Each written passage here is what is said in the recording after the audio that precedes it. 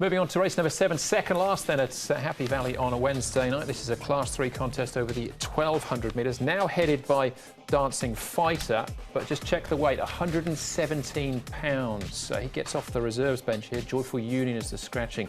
My Ally then, runner-up course and distance last time out behind Telecom Puma. Young Legend gets from the 1,000 up to the 1,200 metres. Interstellar even, first up. He had one start last year, that was behind Athero. Starlight, a 7-time course and distance winner.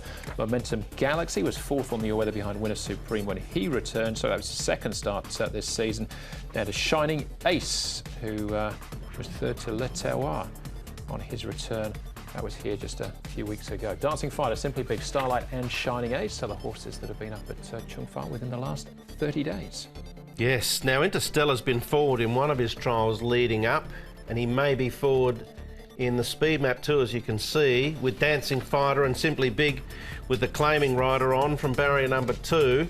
Shining Ace won't be far away, My Ally, and then you sort of get into the back horses that like to run on. Momentum Galaxy's probably a little question mark from the 11. There's been trials where he's shown a lot of pace, so maybe an option with him as we move on to Dancing Fighter and track work. Yeah, here he is. He's coming to Happy Valley for the first time, and so there's a query around that. He's looked really good down the straight 1,000, this horse, barrier 10, first time at the Valley. So we're interested to see how he does go. Interstellar's only had the one start. He ran last on that occasion, but he seems to have made some progress in the off-season. Lyle Hewittson's aboard here and does it under a decent hold as he finishes off his little piece. And boy, he loves Happy Valley. He's going nicely at the moment as well and hits the line well in this. And Manfred Mann Stable's going pretty well at the moment. Yeah, it certainly is. We'll have a look at Boy's trial in a moment or so. But let's start off with Shining Ace here at Happy Valley. Well, his 2 wins to date have been at Sha-Tin.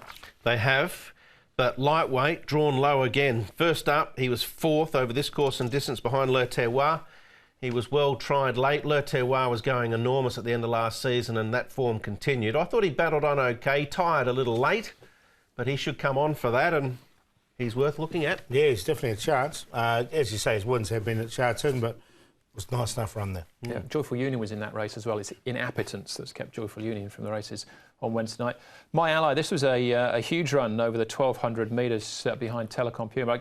I thought he was looking for a mile, but they tried the 1,200 once more. They did, and they trialled him over the shorter trips prior, and he went good.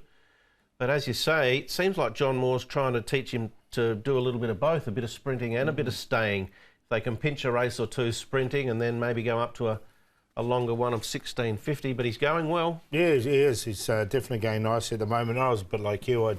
I left him out last time because I thought he would need 16.50, but he did well enough there. Stayed on well. Certainly did. Zach Purton jumps on board. This is Dancing Fighter. Down the straights. Now, he is a winner. It wasn't on this occasion, unfortunately, for his supporters. Just comes up second. Gets up to the 1,200, though, now. Yep, the undefeated Carrying Master at the time ended up getting him.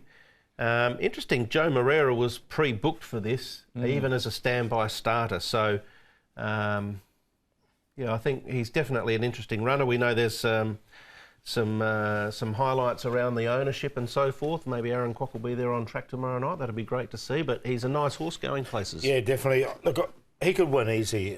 He's got that raw speed. I'm just worried about him first time at Happy Valley from a wide draw. So I've left him out.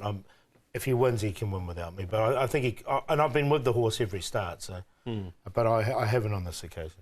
All right. It's Dancing Fighter. What about Young Legends? 1,000-metre dash for him on this occasion. This was his Happy Valley debut. Gets up to the 1,200 now. He is a 2-time winner. He won, and beat Beauty Day at the end of last season, and Beauty Day won well on the weekend. So he's capable. I had him on the bench. I had him in for 5th in case there was a scratching. But if you're playing exotics, you definitely want to include him. He closed off quite okay there behind Gentle Breeze, and he might be an oversight on my behalf. Yeah, I didn't put him in either, but from barrier 3, I think he'll map well anyway. Should get a nice run. All right, should give supporters something to cheer about. Buoyant Boy at Happy Valley at the trials. I quite like this one. I do too, Andrew, and I like the fact that he's had the 3 trials leading in. Manfred Mann has prepared him well for his first up run for the season. He should hit the line hard. That's what he does. His best attribute is his turn of foot. I hope at the 250, dare I say it, he's not treading water. because he needs to lift, and I think the fact that he's had a strong prep leading in on the trial track gives him a great chance. Yeah, I've got him in there. I think he's one of the toughest to beat, Boy, and he goes really well at Happy Valley. Yeah, that was Bellagio winning the trial. He didn't win when he ran, but he had excuses and ran well. Yes, he did. My ally's favourite, Paul. Yeah, I've got him in the numbers. I'm going to go with a horse I made to follow on the back of a Sharton meeting, which was Momentum Galaxy. That was on the all-weather. He was a massive price. He was over 200 to 1 on that day. He ran 5th. I thought it was a really nice run from him. Now, I went back and had a look at his runs in Australia. He ran it on the turf really well, especially at Warwick Farm. He got back on that occasion from a wide draw off a similar type of pace, I think, would be in this race. Threaded his way through and won really impressively. He was called Momentum Factor in those days. He's now Momentum Galaxy, and at a decent price. I thought he'd be more than 15, though. I thought he'd be sort of 30 or 40, but I've got him on top. We'll see if he drifts out. That's why I made this one the long shot. Yeah, fair enough. Whereas the other one is you can have a double up. Exactly. I hope so. See, a lot of mine are big prices at the moment. Boy in there for second. I think he'll run well. You guys made a good case for him.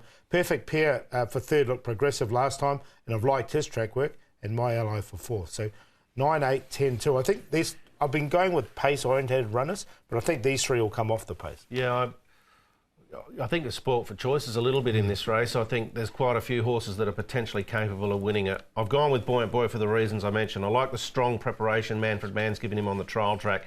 Dancing Fight is a talent. Shining Ace, drawn well, lightweight, had the benefit of a run. Starlight, he's back in this class, has been here for a while.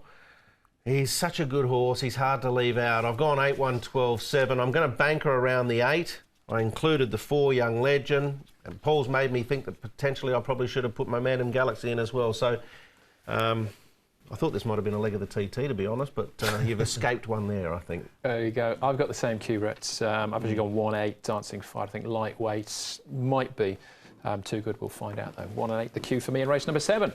One more race to go then. Race number 8 plus all the best bets. That comes up next.